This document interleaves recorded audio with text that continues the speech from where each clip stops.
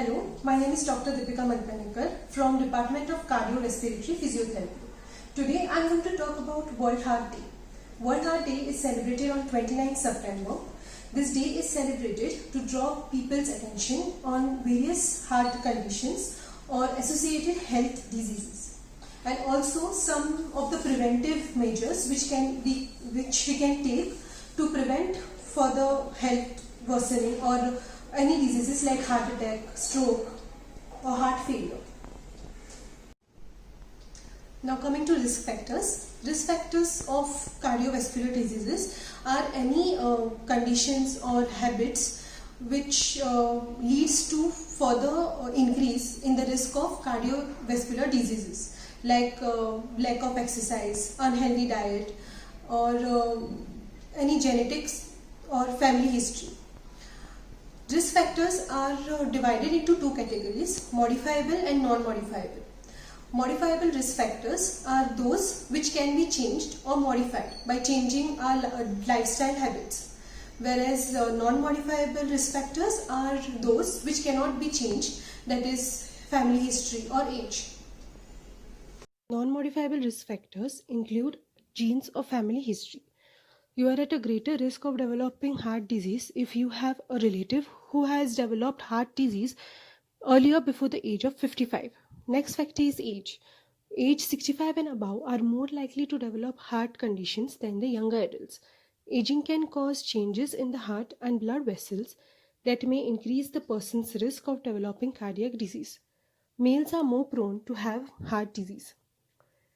Now coming on to the modifiable risk factors, blood pressure or hypertension is a major factor of developing heart disease, including heart attack and stroke. This is often linked to being overweight, physical inactivity, or high intake of salt and alcohol. High levels of bad cholesterol, which is caused by factors like unhealthy diet, smoking, physical inactivity, are linked to cardiac disease. So too much of high levels of cholesterol can cause fatty substances to build up in the arterial wall and lead to further complications. Diabetes mellitus is a condition that causes high glucose level in the blood that can damage the arterial wall and make the buildup of fatty deposits. Smokers have twice the risk of developing cardiac disease as it can damage and narrow the arteries leading to heart attack. Physical inactivity is another modifiable risk factor. Not exercising regularly can increase the person's chances of being overweight or obese, and also chances of developing high blood pressure and other conditions that causes heart problems. Hello, my name is Dr. Samradni Hitchkar and I will be talking about a diet plan and nutrition intake for a coronary artery disease patient. The first thing for a successful diet for a coronary artery disease is mainly to avoid the food which will raise a bad cholesterol, like those which are rich in fats such as cheese, butter, red meat, etc. The right diet is not only just avoiding these foods but also should contain a food which will improve the health of an artery. For example, consuming oats. Now oats are rich in fibers and they help as they block the absorption of the cholesterol from the digestive tract. Eating about 1.5 cup of oats has been shown to lower the cholesterol levels. Beans also have a beneficial effect as they help to keep the arteries healthy in two ways. They reduce the amount of cholesterol and they have an antioxidant which keeps the arteries in good health. Use more of olive oils as they have less amount of fats. Fatty fish consume for at least twice a week, especially a fish containing an omega-3 fatty acid. For example, salmon can be useful. Usually patient with CAD, that is coronary artery disease, they have increased blood pressure. So to lower the blood pressure, they should not eat more than 2300 milligrams of sodium per day. Daily intake should be reduced to 1500 milligram as it is desirable because it can help to lower the blood pressure even further. Thank you. Warm-up exercise. Warm-up exercise prepare your body for prevention of injury.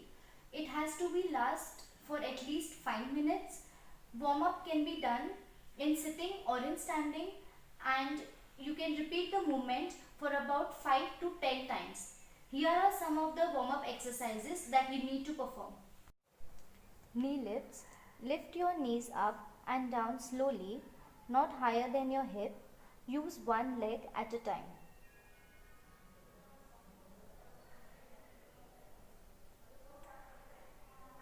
Next exercise, ankle circles. Using one foot, draw the circle with your toes. Do it anti-clockwise and clockwise, and repeat the same with the other foot.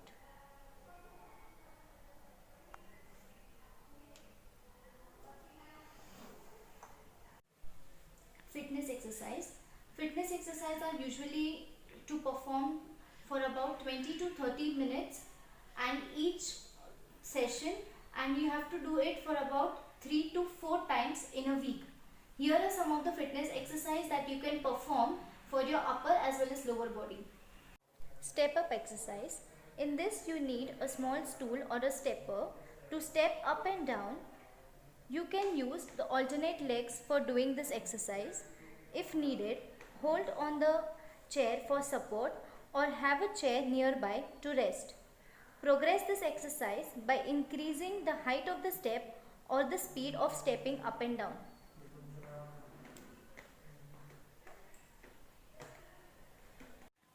Strengthening exercise. Strengthening exercise are mainly done to improve your muscles which have become weak or to strengthen the muscles that have become weak due to illness.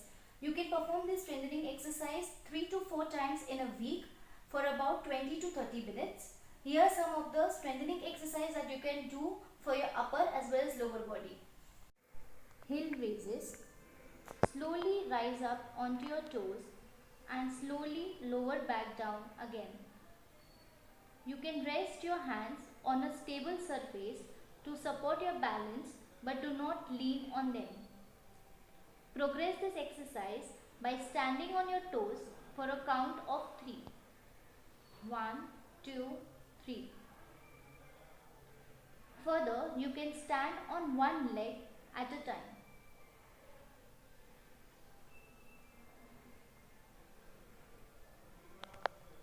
Wall push-off.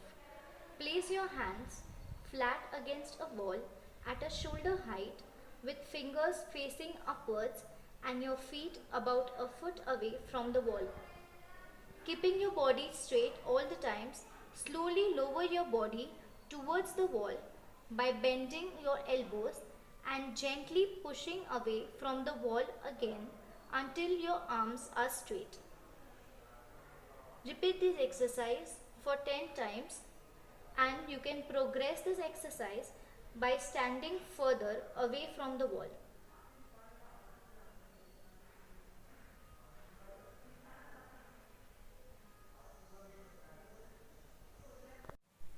Cool down exercise. Cool down exercises are usually done as it brings back to normal after all your exercise are done. This has to be done for at least 5 minutes, and here are some of the cool down exercises that you can perform for your upper and lower body. Sit and reach. In this, you have to keep your trunk straight and both legs straight. Bend as far as possible and try to reach your toes. Do not bend your knees. For progression, you can also hold for a count of 3 seconds. 1, 2, 3, and return to your starting position.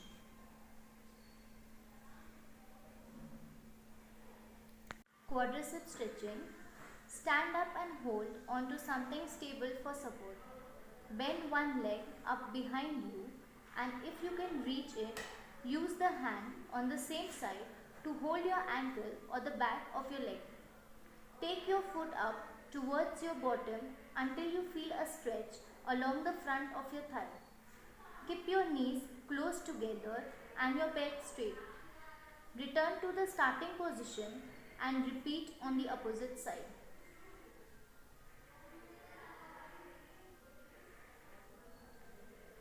You can also progress this by holding the stretch for a count of 3. 1, 2, 3. Hello, my name is Dr. Madhura Bandekar. As we all know that cardiovascular diseases have greater impact on the mental health of the patient. Stress can result into increase in the cholesterol and blood pressure levels. Higher cholesterol levels causes increase in the fat deposition into the arteries. Hence, stress coping strategies are important for the management of cardiovascular diseases. The first stress coping strategy is deep breathing exercises. You have to sit straight with back erect. One hand should be placed on the chest and one hand on the stomach. You have to breathe in through the nose and exhale through the mouth, pushing out as much air as possible while contracting the abdominal muscles.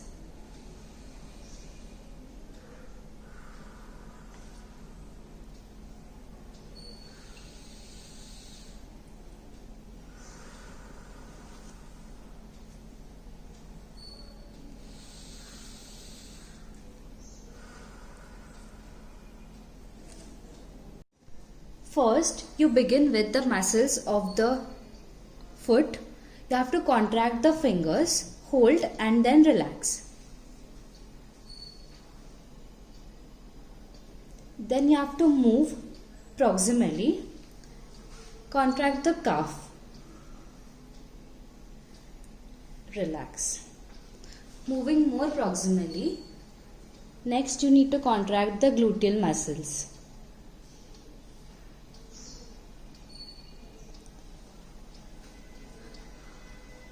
Muscles of the hands.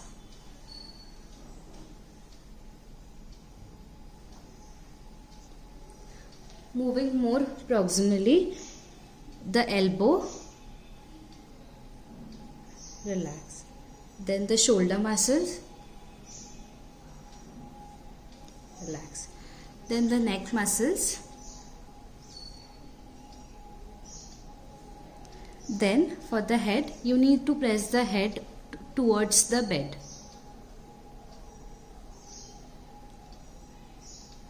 The similar should be performed on the other side, that is on the right side of the body also. For the right leg, right hand.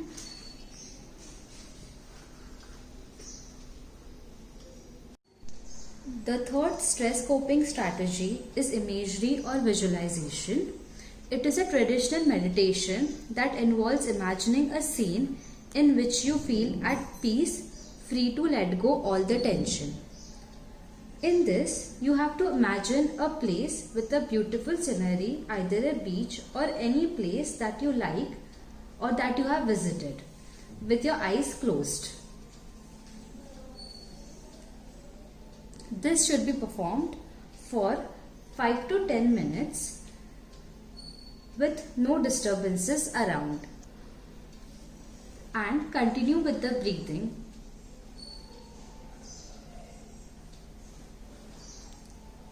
You have to take a deep breath in and deep breathe out.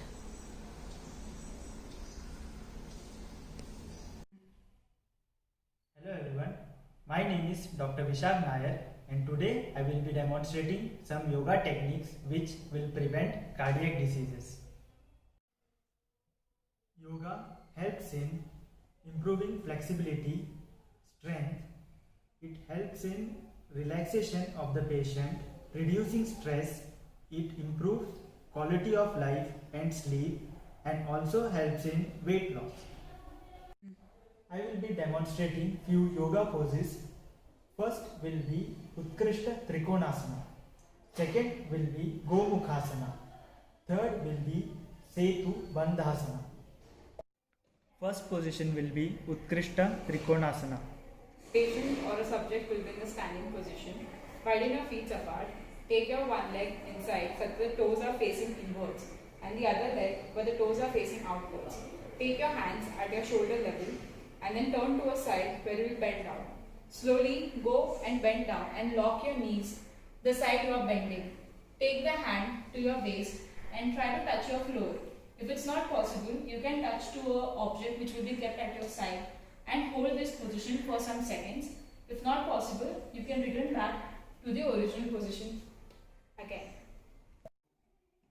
Next position is Setu Bandhasana. It is also known as bridge pose. We will start with lying down as comfortably. Second, ask the patient to bend the knee as much as possible. Hands resting on the floor, ask the patient or the subject to inhale and raise the hip as high as possible. Maintain this pose for a minute. Ask the subject to bring the hips down and exhale. Next is Gomukhasana. For this asana, ask the subject to sit normally. Bend one knee. Bend your left knee under your right knee. Stack your right knee under your left knee. Raise your right arm above the head and bend the elbow. Simultaneously, left hand behind the back. Hold this position for a while. Lock your hand. Breathe. And come back to a normal position.